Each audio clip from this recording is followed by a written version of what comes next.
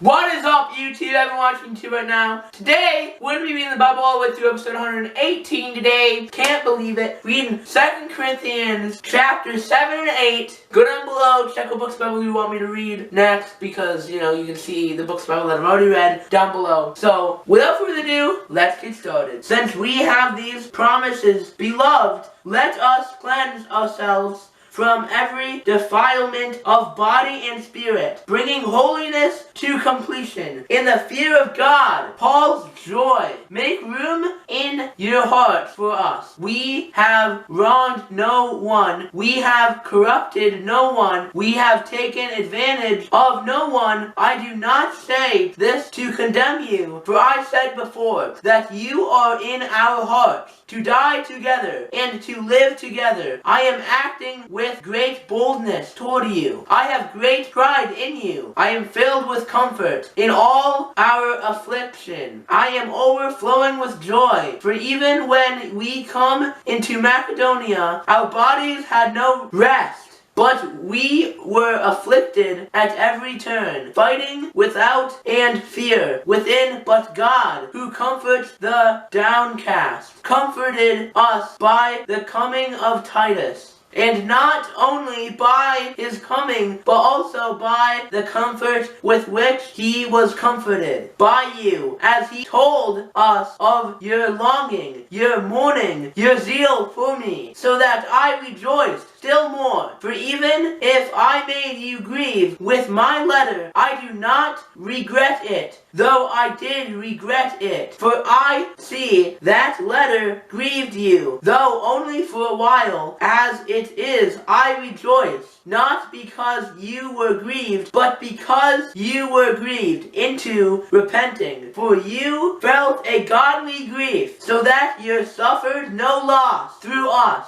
For godly grief produces a repentance that leads to salvation without regret, whereas worldly grief produces death.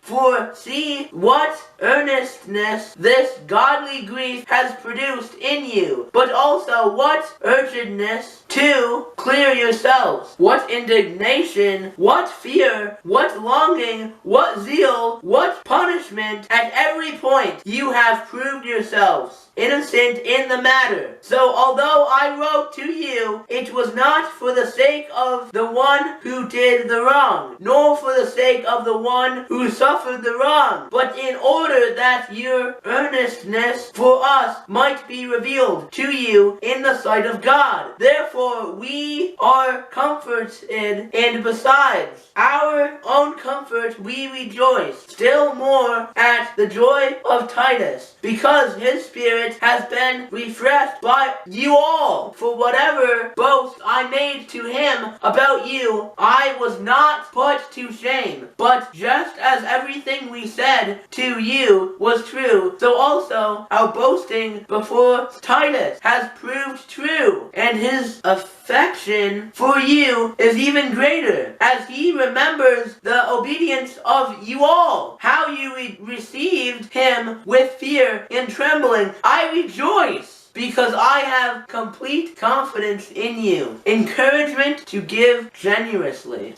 We want you to know, brothers, about the grace of God that has been given among the churches of Macedonia. For in a severe test of affliction, their abundance of joy and their extreme poverty have overflowed in a wealth of generosity on their part. For they gave according to their means, as I can testify, and beyond their means for their own accord, begging us earnestly for the favor of taking part in the relief of the saints. And this not as we expected, but they gave themselves first to the Lord, and then by the will of God to us. Accordingly, we urged Titus that as he had started, so he should complete among you. This act act of grace. But as you excel in everything, in faith, in speech, in knowledge, in all earnestness, and in our love for you, see that you excel in this act of grace also. I say this not as a command, but to prove by the earnestness of others that your love also is genuine. For you know the grace of our Lord Jesus Christ, that though he was rich, yet for your sake he became poor, so that you by his poverty might become rich. And in this matter I gave my judgment. This benefits you, who a year ago started not only to do this work, but also to desire to do it. So now finish doing it as well, so that your readiness is desiring it may be matched by your completing it out of what you have. For if the readiness is there, it is acceptable according to what a person has, not according to what he does not have. For I do not mean that others should be eased and you burdened, but that as a matter of fairness, your abundance as the present time should supply their need, so that their abundance may supply your need, that there may be fairness, as it is written, whosoever gathered much had nothing left over, and whoever gathered little had no lack. Commendation of Titus. But thanks be to God, who put into the heart of Titus the same earnest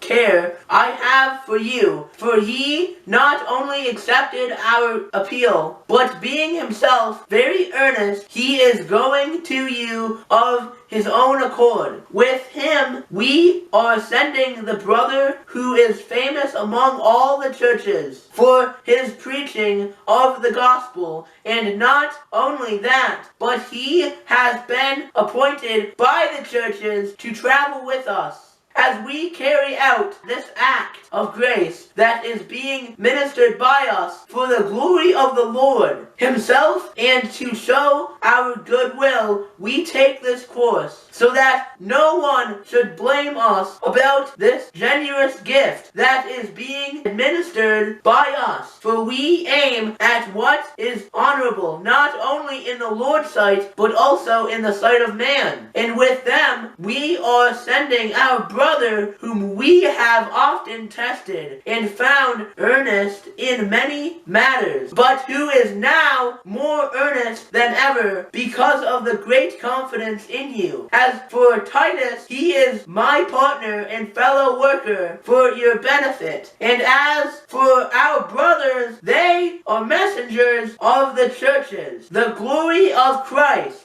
So give proof before the churches of your love and of our boasting about you to these men, the collection of Christians in Jerusalem. This is going to be chapter 7 and 8. We'll read 9 and 10 next time. And without further ado, I'm going to pray. Dear Jesus, thank you for this amazing day you've given us. I just pray that you would just help everyone today. As I don't know what they're going through, just help them today. Help them be in your word. Help them get a relationship with you. Help them grow in their relationship with you. In Jesus' name I pray, amen. I'll see you guys in the next video. Bye-bye!